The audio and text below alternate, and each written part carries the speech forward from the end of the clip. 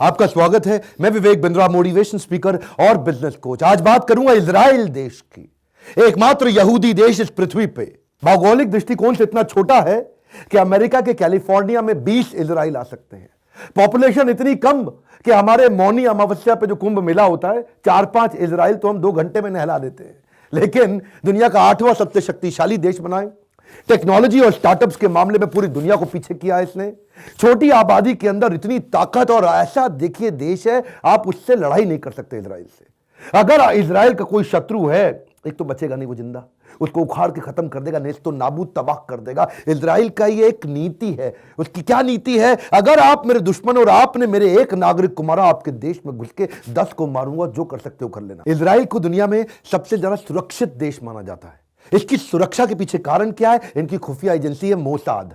Mossad ऐसी खतरनाक इनकी एजेंसी है, पूरी दुनिया डरती है इनकी इंटेलिजेंस से। जो उनकी इंटेलिजेंस एजेंसी, अगर आप उंगली तो उठा दो उनके ऊपर। 1972 का वो म्यूनिक ओलंपिक की घटना थी, जिसमें फिलिस्तीनी आतंकवादियों ने इनके 11 खिलाड़ियों को म्यूनिक में मार दिया था।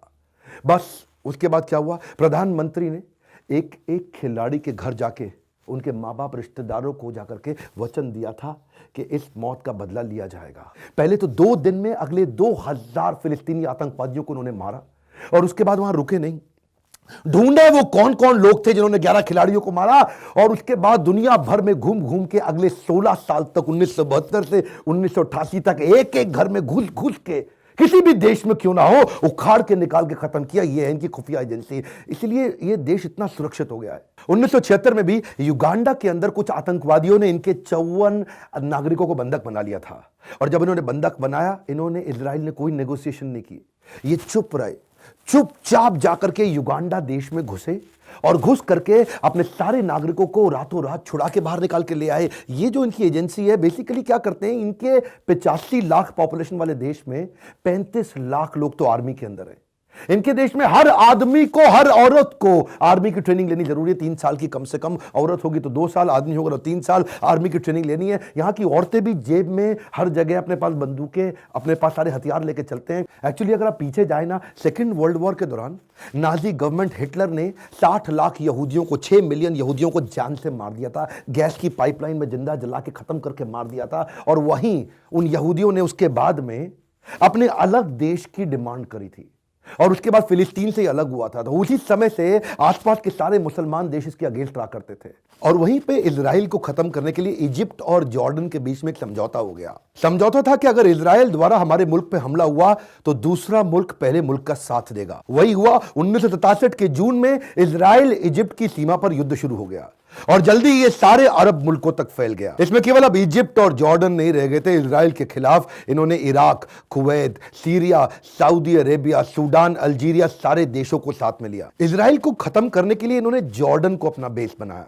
जॉर्डन में आर्मी का बेस बना, और इस वॉर को जून वॉर का नाम दिया गया। पर इससे पहले कि ये इजराइल पर अटैक करते, 5 जून को इजरायली एयरफोर्स ने इजिप्ट के तकरीबन 4000 फाइटर जेट को जमीन पे ही उड़ा दिया। इससे सारे दुश्मन देश घबरा गए, और पूरा जंग 6 दिन के अंदर ही खत्म हो गया। इजराइल जानता था कि अगर उसको जीतना है तो पहले हमला करना ही होगा। बस इजराइल ने तुरंत जॉर्डन के आर्मी बेस पे जितने भी लड़ाकू विमान थे, उन पर ताबड़तोड़ हमले शुरू कर दिए। मामला रुका नहीं, अरब मुल्कों ने अपनी सारी फौज सीमा पे नीचे लगा दी और जमीनी लड़ाई शुरू करी।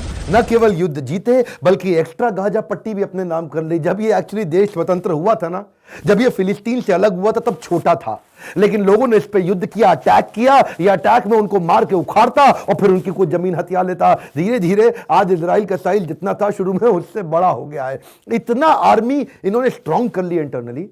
मार खा खा के, पिट पिट के इन्होंने शुरुआत में इतनी आर्मी स्ट्रांग करी कि आज पूरी दुनिया इनसे डरती है। आज इन्होंने इतने एम्यूनिशन आर्मी के लिए अपने तैयार कर लिए कि न केवल खुद यूज करते हैं, बल्कि एक्सपोर्ट करते हैं। आज ये दुनिया के सबसे बड़े एक्सपोर्टर्स में, आर्म्स और एम्यूनिशन में आ गया है। इंडिया इसका one of the biggest importer है। इंडिया को काफी हथियार ये आकर के दे रहा है। आप जानते हैं नेतन्याहू के साथ मोदी की दोस्ती, ये दोस्ती का कारण एक्चुअली इसके पीछे बिजनेस भी होता है।